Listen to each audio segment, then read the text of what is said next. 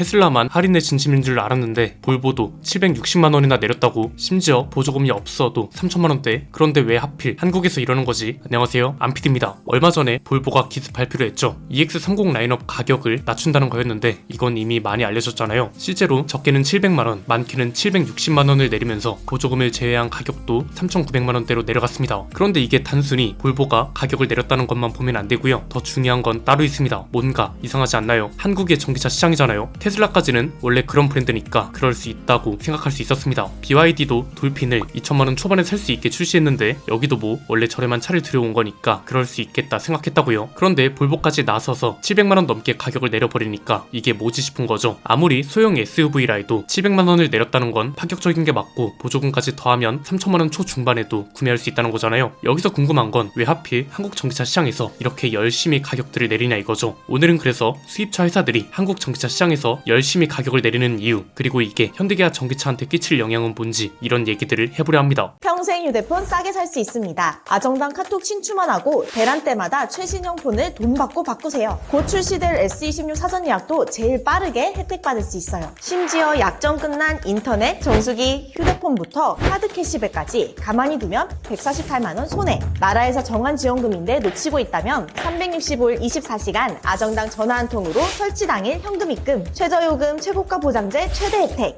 본사에서 책임지는 아정당 이사 청소, 당일 불만족 시 전액 환불 보장이사도 돼요. 인터넷, 정수기, 휴대폰 이사 청소 카드까지 정당하게 받자 아정당. 일단 최근에 주요 수입 전기차들 가격이 어떻게 바뀌었는지 볼까요? 이건 보조금을 제외한 표시 가격을 기준으로 만든 표인데요. 우선 테슬라는 모델 3를 많게는 1000만원 내려서 4199만원까지 내려갔고요. 모델 Y는 300만원 정도를 내려서 4900만원대까지 내려갔습니다. 여기에 이제 볼보도 가세하게 됐는데 EX30 라인업을 적게는 700만원, 많게는 761만원까지 내리면서 보조금 없이도 3900만원대에 살 수 있는 수입 전기차가 됐습니다. 이 차들 모두 보조금을 포함하면 당연히 실구매 가격은 더 내려갑니다. BYD는 표에서 뺀 이유가 여긴 출시 이후에 가격을 내린 것보다 돌핀처럼 원래 저렴한 차를 한국에도 저렴한 가격으로 들여온 거고, 시라이언 7 같은 차들도 처음부터 가성비로 들어온 차이기 때문에 비교적 판매량이 잘 나올 수 있었던 케이스이기 때문에 굳이 표에 넣진 않았습니다. 자, 최근에 볼보가 가격을 내리면서 유독 주목을 받고 있는 이유는 뭐냐? 간단합니다. 이게 지금까지 하는 흐름이 완전히 달라진 겁니다. 테슬라는 원래부터 가격이 시가였습니다. 그런데 이 시가라는 의미가 몇 년 전에는 갑자기 가격을 올려서 시가라고 불렸습니다. 그런데 지금은 반대로 가격을 계속 내리니까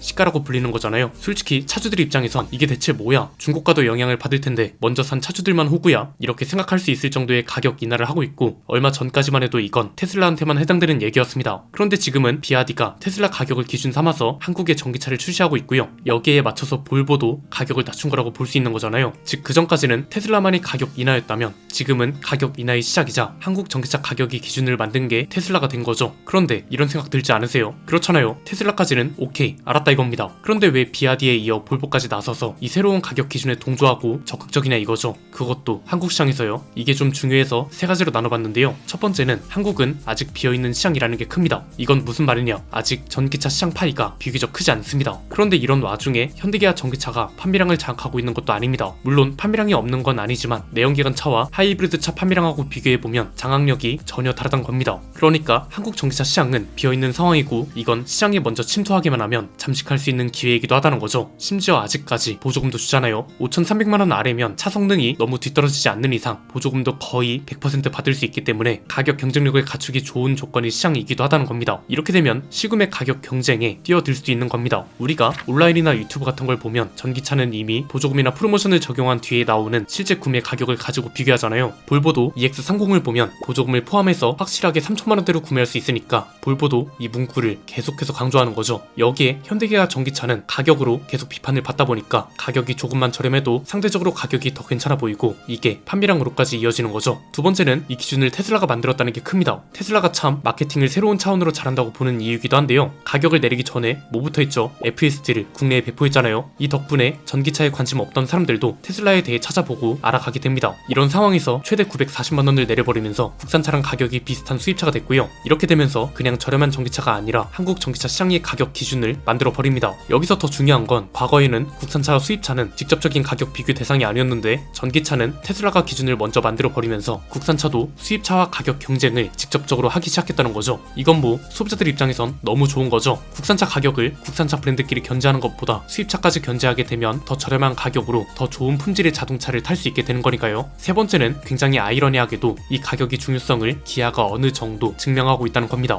심지어 EV5가 이걸 증명하고 있습니다. 왜냐면 기아가 지난 1월에 EV5 롱레인지 모델 가격을 280만원 정도 내렸잖아요. 동시에 스탠다드 모델을 추가했습니다. 이렇게 되면서 어떤 결과가 나왔냐? 전체적인 가격 범위가 넓어졌습니다. 그래서 보조금을 제외한 EV5의 가격이 4,300만원대로 내려왔고요. 보조금을 모두 더하면 3,400만원대로도 구매 가능한 전기차가 됐습니다. 그래서 기아도 이 내용을 계속해서 강조했던 건데 이걸 구분해서 볼 필요는 있습니다. 중국 가격을 기준으로 보면 여전히 부족한 건 맞습니다. 그렇기 때문에 현대기아 전기차가 한국 전기차 시장을 장악할 수 있게 만들어준 차다, 이렇게까지 평가하긴 어렵습니다. 그런데 3,400만원대까지 실구매 가격을 내린 덕에 어느 정도 효과는 보고 있다, 이 정도로는 말할 수 있게 됐다는 겁니다. 1월 판매량이 모든 걸 말해주진 않지만 모델별 판매량을 보면 그렇게 욕먹던 EV5가 상위권을 차지했거든요. 물론 더 지켜보긴 해야겠지만 저렴한 선택지가 어쨌든 늘어났기 때문에 이전보다는 판매량이 상승세를 보일 가능성이 커졌다는 거죠. 이 지점이 중요한 이유가 한국 전기차 시장에서 한국 브랜드가 아닌 해외 브랜드가 가격 기준을 먼저 만들게 됐고, 이건 굉장히 중요한 경고 신호가 된다는 겁니다. 무슨 말이냐? 단순히 어떤 모델 간 가격 경쟁에서 끝나는 게 아니고 아예 시장의 가격 기준을 만든 거잖아요. 이렇게 되면 뭐가 문제냐? 현대차그룹의 입장에서 봤을 때는 만약 현대기아차가 적당한 가격으로 3천만원 후반에서 3천만원 중반 정도를 생각하고 있었어요. 그럼 수입차 회사들도 이걸 기준으로 가격을 책정하고 이렇게 해서 시장 평균 가격이라는 게 생기는 거잖아요. 그런데 지금은 테슬라가 먼저 이걸 만들었기 때문에 반강제적으로 3천만원대가 기준이 됐고요. 여기서 문제는 이게 수입차 기준이란 거죠. 국산 전기차라면 이거보다 더 저렴해야 한다는 걸 넘어서 더 저렴해야 정상이라는 인식으로 이어지니까 원래 예상했던 것보다 현대기아차는 가격을 더 내려야 하는 상황이 됐다는 겁니다. 그러니까 기존에는 전기차는 원래 비싼 거지, 이런 인식이 지배적이었다면 테슬라랑 볼보가 가격을 이렇게 내려버리니까 아니 수입차도 이 가격인데 국산차는 뭐야? 이렇게 바뀌었다는 거죠. 그래서 출시 가격뿐만 아니라 원래는 가격 흐름이 어땠나요? 페이스리프트나 풀체인지 때만 가격을 올리는 게 아니고 연식 변경을 하면서도 가격을 올렸는데 이제는 이게 어려워진 거죠. 회사 입장에선 악재고 소비자들 입장에선 호재인 상황이란 겁니다. 아마 그래서 현대차그룹도 가격 개념을 다시 설정하려 하지 않을까 싶은데요. 무슨 말이냐? 이게 이제는 단순히 가격을 일시적으로 내리는 건 게임이 안 되는 상황이란 거죠. 볼보도 가격을 선제적으로 내릴 수 있었던 이유가 EX30은 거의 지그차가 만든 거라 봐도 무방하잖아요. 테슬라처럼 중국 내에서 배터리 원재료 조달부터 생산, 그리고 이걸 자동차 공장에 보내서 생산하고 배송하는 것까지 수직 구조화가 잘 되어 있거든요. 그래서 다른 브랜드보다 파격적인 가격 인하를 먼저 할 수 있었던 거라고 볼 수 있는데 현대기아 전기차도 가격을 일시적으로 얼마 내렸다는 걸 넘어서 이런 수직 구조화와 가격 인하 사이클을 만들려고 하는 거 아닌가 싶은 거죠. 얼마 전에 새만금 투자 내용 설명이 드렸잖아요. 이건 사실상 전기차 시장 공략을 위한 투자로 봐도 무방하다고 말씀드렸죠. 로봇 생산 공장을 들여오고 AI 데이터 센터도 짓게 되고 결국 이 AI 데이터 센터는 로봇 운용과 자율주행 데이터를 위해서 만들어지는 건데 자율주행이란 시스템은 전기차에 최적화되어 있는 시스템이기도 하잖아요. 그래서 조지아 공장을 시작으로 국내 공장까지 로봇을 투입하게 되는 계획, 그리고 새만금의 AI 데이터 센터와 로봇 공장을 짓는 계획들 모두 전기차 원가를 안정화시키고 판매 가격까지 경쟁력을 갖출 수 있게 하는 새로운 생태계를 구성하게 되는 것 아닌가 싶은 거죠. 왜냐면 새만금 투자도 보면 2030년까지 국내에 125조 원을 투자하는 계획의 일부라고 말씀드렸잖아요. 굳이 가격 경쟁력을 공격적으로 갖출 필요가 없다면 이렇게 새로운 생태계를 조성할 이유도 딱히 없다고 보고요. 지금 이 현상을 단순히 전기차만을 위한 것이라고 보는 것도 위험하다고 생각합니다. 이 주제는 굉장히 넓게 보셔야 합니다. 지금은 산업 전환기라는 게 가장 중요합니다. 레거시 자동차 산업에서 새로운 자동차 산업으로 넘어가고 있는 거고요. 수입 전기차들 가격이 계속해서 내려가는 건 전기차 시장의 가격 평균도 새롭게 형성되고 있다고 보시는 게 좋습니다. 즉 자동차 산업 전체가 전환되고 있는 거라서 생산 과정뿐만 아니라 원재료 조달부터 제작, 유통, 심지어 판매 구조까지 모든 게 바뀌고 있는 과정이란 거고요. 그렇기 때문에 이게 뭐 단순히 중국에서 만들어 오니까 그렇지 중국 차만 해당되는 건데 뭐하러 오버하냐, 이렇게 치부할 문제가 아니란 거죠. 새로운 산업 기준을 누가 먼저 적용하고 적응하는 해가 갈리고 있는 역사적 순간이라고 보기 때문에 현대차그룹이 앞으로 내놓는 계획을 유심히 지켜볼 필요가 있어 보입니다. 여러분 생각은 어떠신가요? 댓글로 자유롭게 의견 나눠주시면 감사드리겠습니다. 오늘 내용은 여기까지입니다. 내용이 유익하셨다면 구독과 좋아요, 알림 설정 부탁드립니다. 지금까지 저는 안피디였습니다. 감사합니다.